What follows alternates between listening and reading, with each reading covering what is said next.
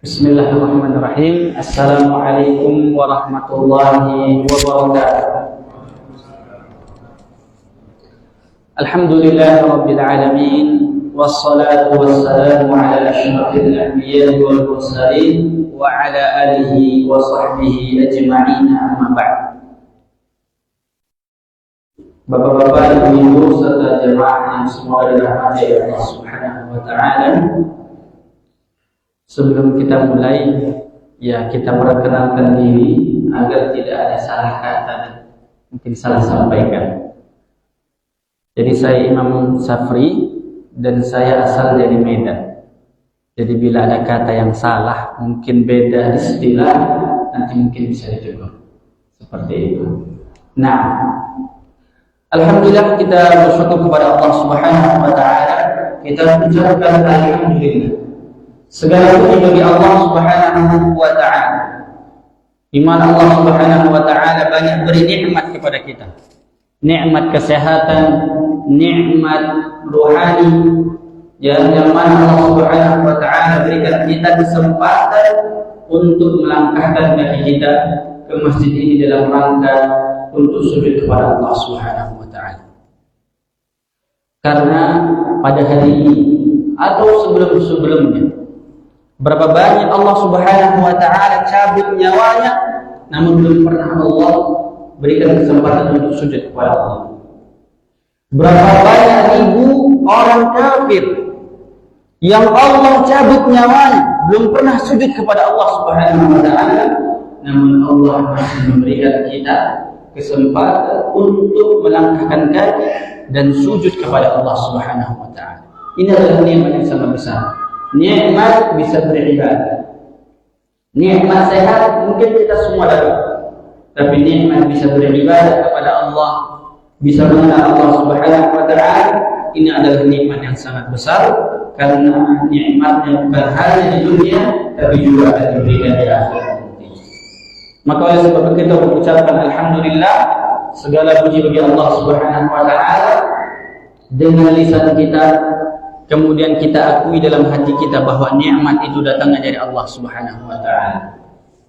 Ya, kita akui. Karena kalau kita tidak akui, kita sama seperti Qarun yang mana Nabi Musa menegurnya untuk beribadah kepada Allah, namun ia katakan, "Inna utitu ala ilmin 'indi." Sesungguhnya hartaku yang banyak ini datangnya dari Allah, datangnya dari ilmu, tidak ada dari kekuatan.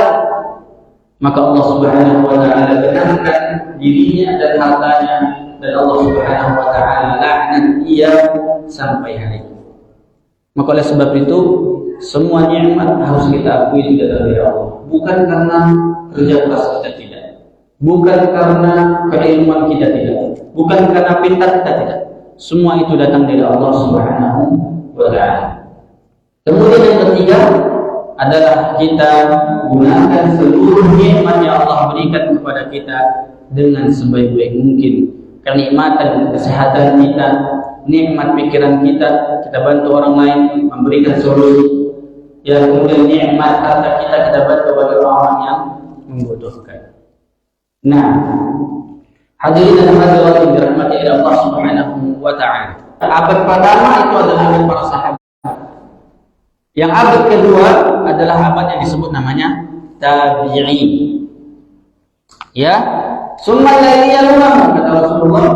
Kemudian satu abad berikutnya yaitu adalah disebut dengan tabi'in. Kita ulangi. Yang pertama adalah sahabat masa terbaik. Yang kedua adalah tabi'in. Yang ketiga adalah tabi'in. Ini adalah masa yang terbaik. Maka oleh sebab itu kalau kita mengambil ilmu, maka ambil dari mereka, karena mereka mendapatkan pertama kali wahyu dan langsung belajar dengan Rasulullah sallallahu alaihi wasallam. Nah, sekarang kita lihat pengertian dari sahabat. Apa pengertian sahabat, tabi'in dan tabi'in? Pengertian sahabat adalah man laqiya Rasulullah sallallahu alaihi wasallam wa amana bihi wa mata alaihi. Ya, pengertian sahabat adalah yang berjumpa dengan Rasulullah sallallahu alaihi wasallam kemudian beriman kepada Rasulullah sallallahu alaihi wasallam dan meninggal dalam keadaan keimanan. Berarti syarat menjadi sahabat 3. Berjumpa dengan Rasulullah, ya jadi pengertiannya berjumpa, bukan melihat. Kalau melihat kasihan sahabatnya buta. Siapa sahabat yang buta? Disebut namanya Abdullah bin Ummi Maktum. Dia buta, tapi disebut sahabat karena berjumpa langsung dengan Rasulullah. Yang kedua harus beriman. Dan yang terakhir adalah meninggal dalam keadaan keimanan tersebut. Karena ada orang yang sudah berjumpa dengan Rasulullah tapi tidak beriman. Siapakah itu? Abu Jahal, Abu Lahab. Mereka tidak dikatakan sahabat Rasul. Kemudian beriman dan mati dalam keadaan keimanannya. Artinya, ya, dia harus istiqomah dengan keimanannya. Karena ada Rasul, ada laki-laki yang beriman kepada Rasulullah, berjumpa dengan Rasulullah, tapi akhir hayatnya ia kafir kembali. Ada sahabat Rasulullah SAW. Ya, maka oleh sebab itu 3 syaratnya. Maka timbul pertanyaan. Pertanyaannya adalah, ada laki-laki yang hidup di zaman Rasulullah dan beriman kepada Rasulullah, tapi tidak berjumpa dengan Rasulullah. Mungkin ada yang pernah mendengar? Ya, dia hidup di zaman Rasulullah, tapi tidak berjumpa dengan Rasulullah dan beriman kepada Rasulullah SAW. Siapakah dia? Ya, ada 2 orang yang sangat terkenal. Yang pertama kata bapak ini adalah Uwais Al-Qarni. Uwais Al-Qarni adalah laki-laki yang dikatakan Rasulullah adalah orang yang paling berbakti pada ibunya. Ya, sampai-sampai Rasulullah mengatakan kepada Umar, wahai Umar, carilah yang namanya laki-laki Uwais Al-Qarni setelah kehidupanku nanti. Karena sesungguhnya dia adalah laki-laki yang paling ikhlas dan dia adalah laki-laki yang kalau berdoa kepada Allah, Allah kabulkan. Benar apa kata Rasulullah, setelah Rasulullah wafat, Umar mencarinya dan berjumpa dengan Uwais Al-Qarni. Ini yang satu lagi ada yang tahu? Ya, dia laki-laki yang hidup di zaman Rasulullah tapi tidak berjumpa dengan Rasulullah. Yaitu adalah Raja Habasyah. Raja Habasyah. Raja Habasyah adalah raja yang jauh dari kota Madinah, namun dan Makkah. Ya, namun dia beriman tapi tidak berjumpa dengan Rasulullah. Kemudian ia meninggal dalam keadaan keimanannya. Maka dia dikatakan bukan sahabat. Dan Uwais Al-Qarni bukan sahabat. Tapi kita akan belajar setelahnya adalah yang disebut dengan tabi'in. Yang disebut dengan tabi'in. Nah, adapun pengertian tabi'in, jadi sebelum kita sahabat. Sahabat adalah yang berjumpa dengan Rasulullah dan beriman kemudian meninggal dalam keimanan. Sedangkan tabi'in adalah yang berjumpa dengan sahabat Rasulullah, siapapun itu, ya, kemudian beriman kepada Rasulullah dan meninggal dalam keimanannya. Seperti itu. Dan yang ketiga adalah tabi'in, yaitu yang berjumpa dengan tabi'in dan beriman kepada Rasulullah dan Allah dan meninggal dalam keadaan. Nah, dari pengertian tersebut maka kita akan ambil hikmah dari salah satu sahabat di zaman yang terbaik. Ya, salah satu sahabat di zaman yang terbaik. Karena salah satu metode Al-Quran dalam memahamkan risalahnya adalah dengan melalui kisah.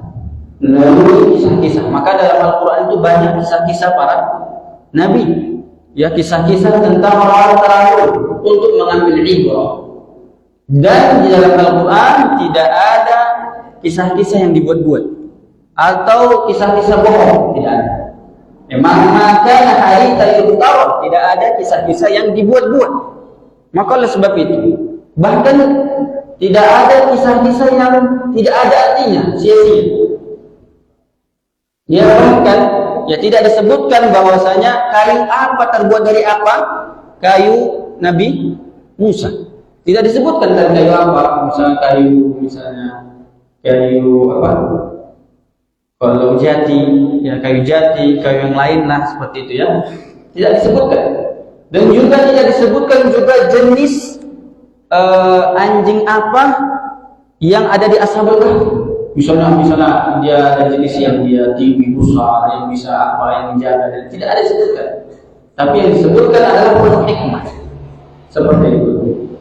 Nah, ada pun kisah yang mau kita sampaikan di sini untuk sebagai ibrah di malam ini adalah yaitu sahabat mulia yang disebut dengan Mus'ab bin Umair. Mus'ab bin Umair. Dia adalah sahabat yang paling tampan di kota Makkah waktu itu.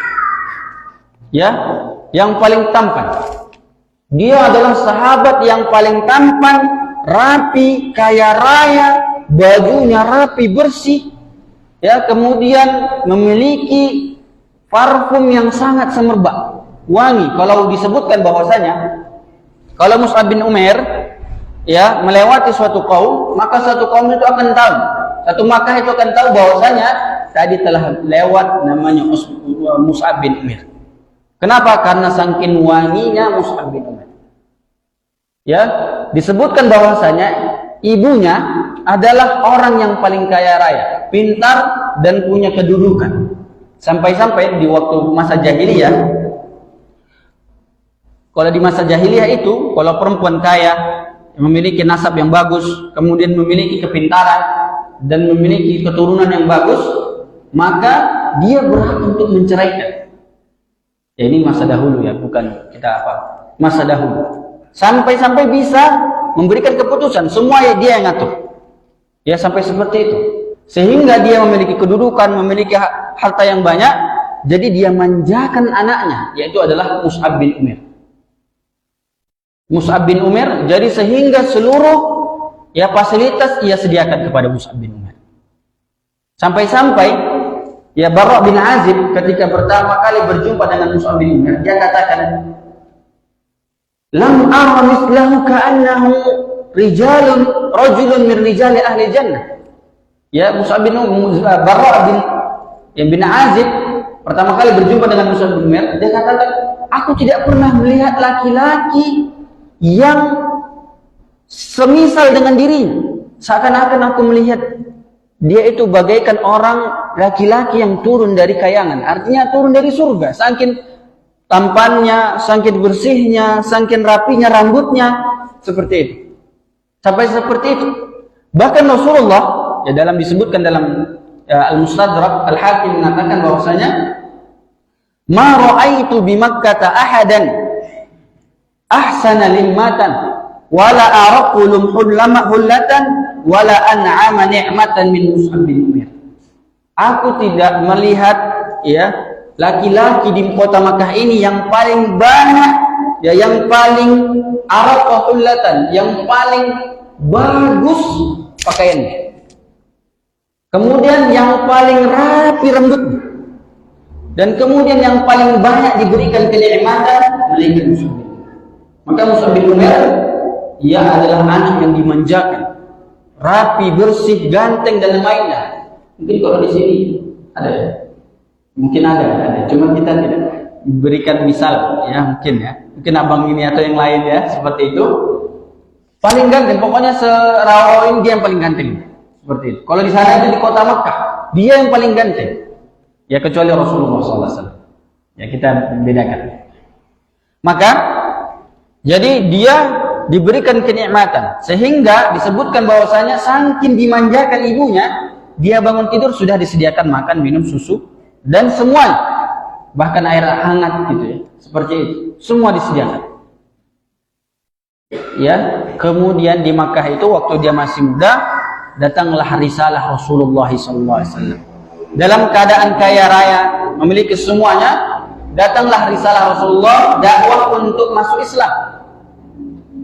Dan Mus'ab bin Umair adalah salah satu sahabat yang masuk Islam tanpa didakwahi. Ya, masuk Islam tanpa didakwahi.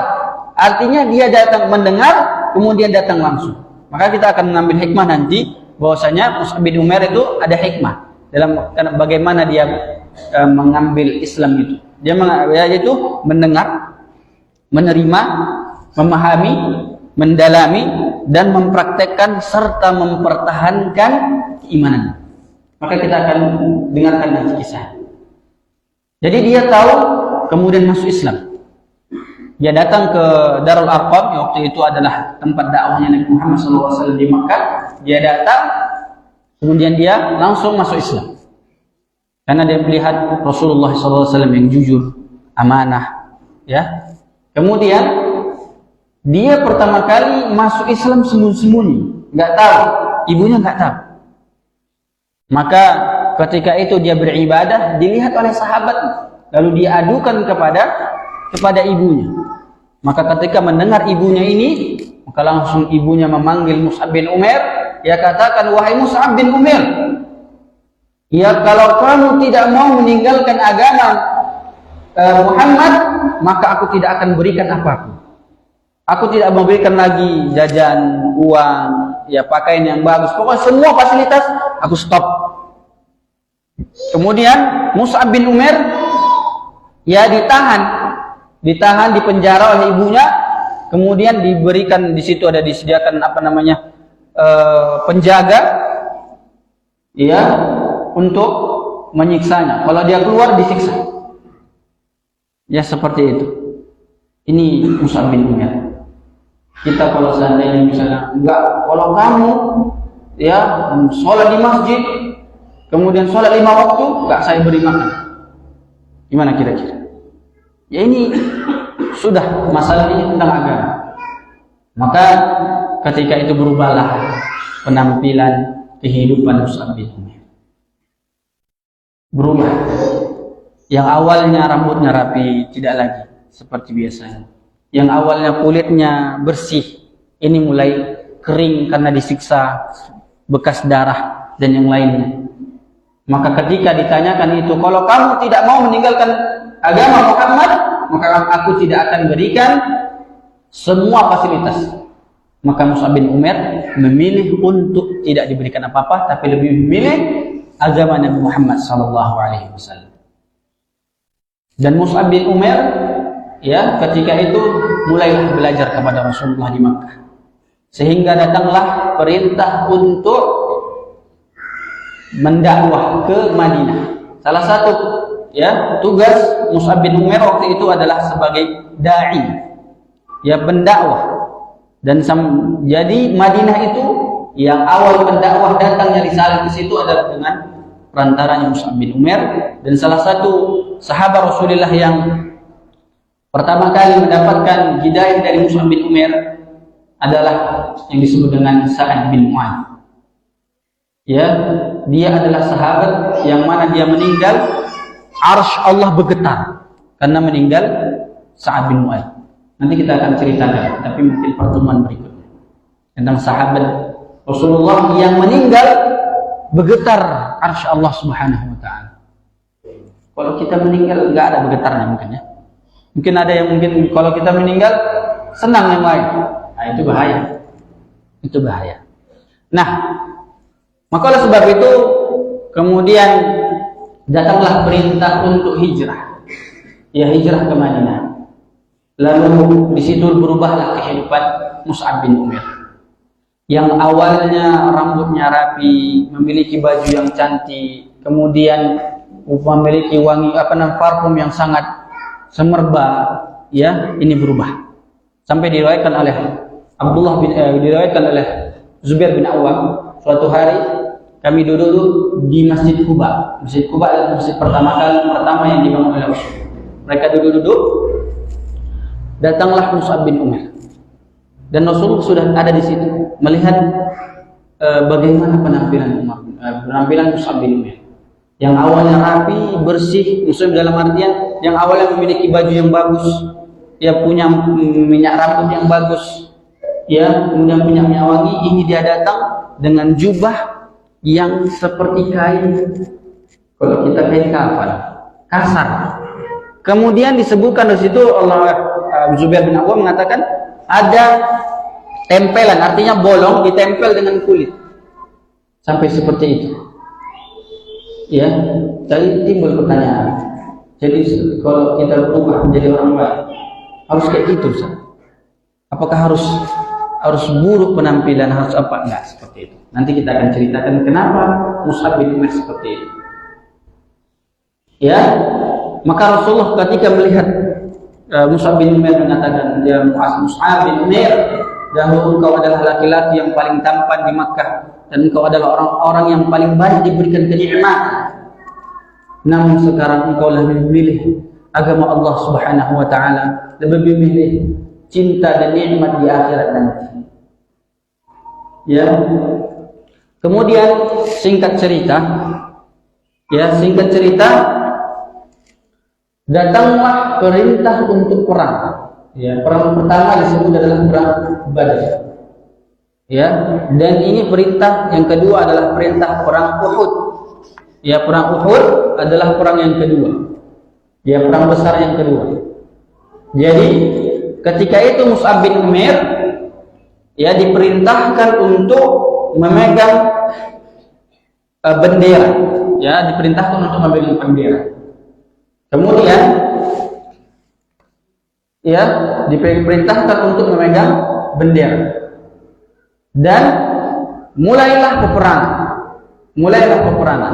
Ketika dia memegang bendera, ada dengan namanya orang kafir, orang musyrikin, disebut dengan Ibnu Umayyah, datang melihat yang memegang bendera ini. Dia melihat bahwasanya ada laki-laki. Dia kira itu adalah Nabi Muhammad SAW. Karena orang yang paling mirip di waktu itu, zaman itu adalah mirip dengan Rasulullah adalah Mus'ab bin Umair. Ya, jadi dia kira itu adalah Rasulullah, langsung dia datang, dia bawa pedangnya. Ya, ketika dia megang bendera itu, langsung ia potong tangan. Putuslah tangannya. Putus tangan kanannya, langsung dia ambil tangan kanan kirinya, lalu dipenggal lagi tangan kirinya, putus kedua tangannya. Lalu dia dekap dengan sisa tangannya ini, dia dekap bendera itu. Lalu datanglah hujaman panah ke diri Mus'ab bin Umair. Maka tumbanglah Mus'ab bin Umair. Setelah peperangan Uhud, Rasulullah SAW biasanya setelah peperangan melihat sahabat-sahabatnya siapa saja yang gugur. Ya, kemudian melihat dan mencari, melihat ternyata ada Mus'ab bin Umair yang keadaannya begitu sangat menyedihkan. Ya, tangannya putus, ya, kemudian tusukan panah-panah yang sudah ada di badannya. Kemudian Rasulullah SAW mengatakan, ya Mus'ab bin Umair, engkau dulu adalah laki-laki yang paling tampan, yang paling banyak diberikan kenikmatan, namun engkau sekarang seperti ini.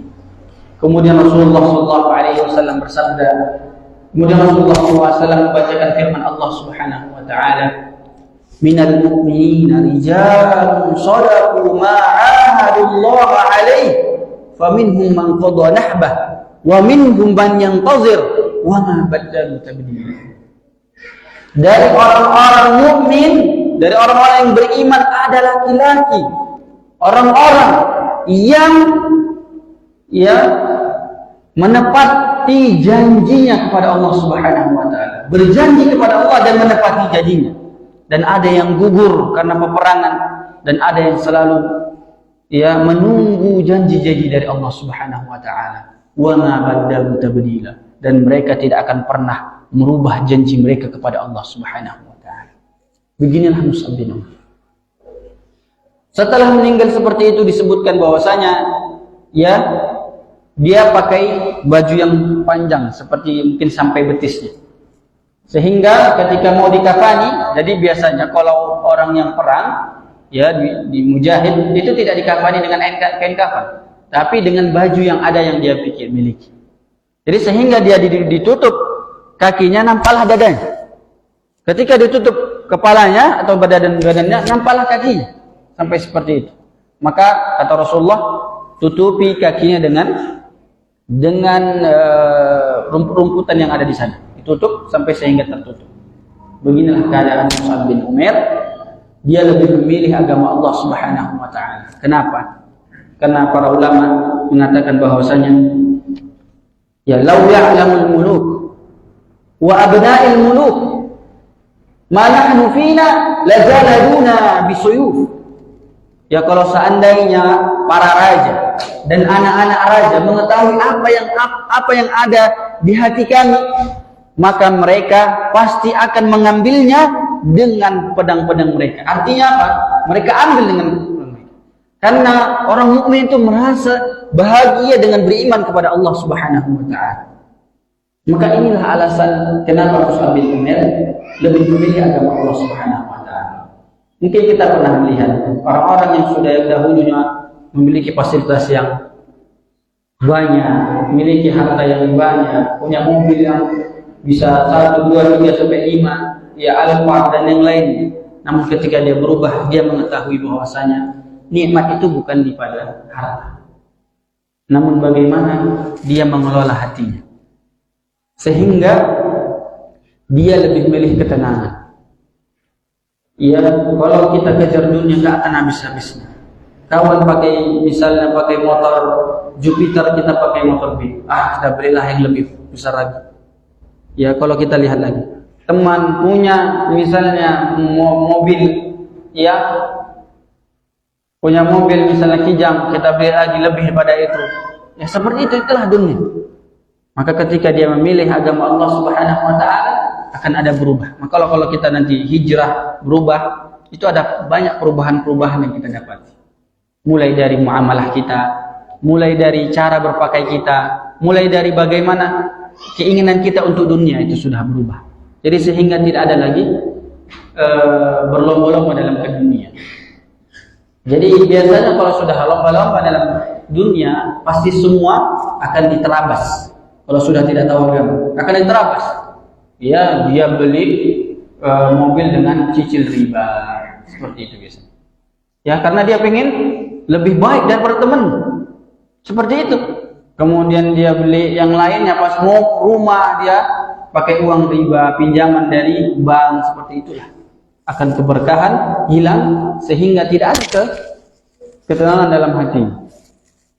Maka oleh sebab itu pilihlah apa yang Allah Subhanahu wa taala perintahkan, sehingga hati kita tenang dan kita mendapatkan rahmat dari Allah Subhanahu wa taala.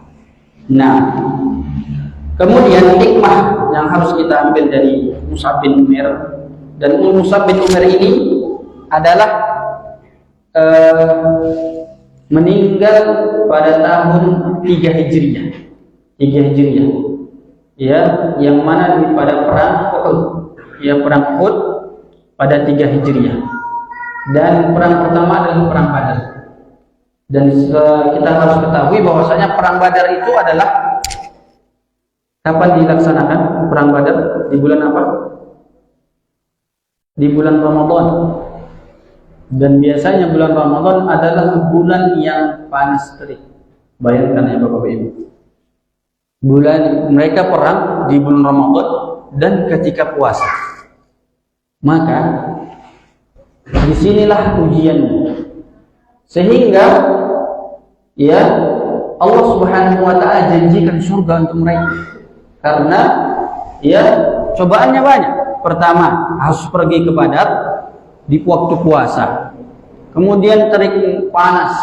Bayangkan ya Pak, kita yang nggak kerja saja, misalnya kerja hanya mencangkul saja, mungkin sudah kehausan.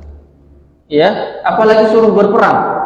Ya, membawa barang, membawa tameng besi yang berat, ya seperti itu. Maka pantaslah para sahabat itu dikatakan ahli surga.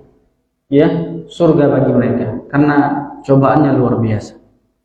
Beginilah dari Mus'ab bin Umair, dan dia meninggal pada usia 40 tahun. Jadi dia ini ya lebih muda 14 tahun dari Rasulullah SAW. 14 tahun dari Rasulullah SAW. Jadi hikmah dari Mus'ab bin Umair, ya kita dapat memetik pelajaran dari Mus'ab bin Umair bahwasanya seseorang hendaklah memilih ya cinta Allah Subhanahu wa taala daripada cinta kepada dunia. Kemudian bagi Anda yang merasakan berbagai kenikmatan dari Allah Subhanahu wa taala melalui orang tua Anda Allah Subhanahu wa taala anugerahkan penampilan yang menarik, membawa kendaraan yang mewah, tempat tinggal yang nyaman, dan fasilitas lainnya. Jangan sampai itu membuat Anda terlena. Jangan sampai Anda merasa itu adalah puncak kenikmatan yang tidak bisa ditukar dengan apapun. Jangan sampai Anda merasa bahwa belajar agama tidak penting. Jangan sampai bahwasanya kenikmatan itu melupakan Anda untuk mengingat Allah Subhanahu wa taala. Kita tidak mengajak untuk hidup miskin, tidak. Kita tidak mengajak untuk hidup miskin atau meninggalkan kekayaan. Karena sesungguhnya ya umat ini butuh dengan ya materi. Namun materi itu jangan sampai menjadi tujuan akhir dari hayat kita. Karena sesungguhnya tujuan akhir kita adalah kampung halaman Allah Subhanahu wa taala, yaitu kampung halaman kita, yaitu akhirat, yaitu surga Allah Subhanahu wa taala. Maka oleh sebab itu, ambillah hikmah dari Mus'ab bin Umair. Semoga dengan ini kita dapat ya hikmah dari pelajaran dari Mus'ab bin Umair. Karena sesungguhnya banyak hikmah-hikmah diambil dari para sahabat. Ya, kemudian juga kita juga banyak melihat kisah-kisah orang-orang yang dilaknat oleh Allah Subhanahu wa taala. Ya, seperti Firaun memiliki kekayaan, sampai diceritakan bahwasanya konon katanya tidak pernah sakit. Namun akhir hayatnya adalah laknat Allah Subhanahu wa taala. Jangan sampai seperti itu. Jangan sampai kita mencari kenikmatan dan menghalalkan segalanya. Ya, karena sesungguhnya kesuksesan itu bukan dicari dari hasil, tapi bagaimana itu bisa menjadi hasil. Islam tidak melihat itu ada, tapi bagaimana itu bisa ada. Maka oleh sebab itu kita tanyakan lagi, ada nabi yang gak punya umat, apakah dikatakan dia tidak sukses? Ada nabi yang umatnya cuma 2 orang yang ikuti dia, apakah kita katakan dia tidak sukses? Kemudian Nabi Nuh berdakwah selama 950 tahun. 950 tahun, hampir 1000. Umatnya hanya bisa dihitung. Apakah dikatakan bahwasanya Nabi Nuh adalah nabi yang tidak sukses? Tidak. Kalau kita katakan adalah mereka sukses karena mereka melaksanakan seluruh perintah Allah dengan cara yang disuruh oleh Allah Subhanahu wa taala.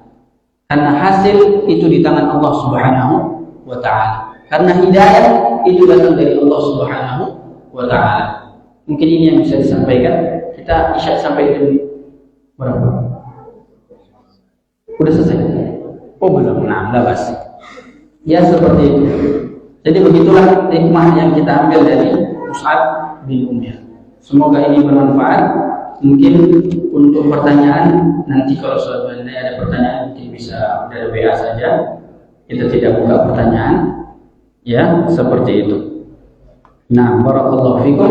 Subhanakallah bihamdik. Asyhadu an la ilaha illa anta astaghfiruka wa atubu ilaik. Assalamualaikum warahmatullahi wabarakatuh.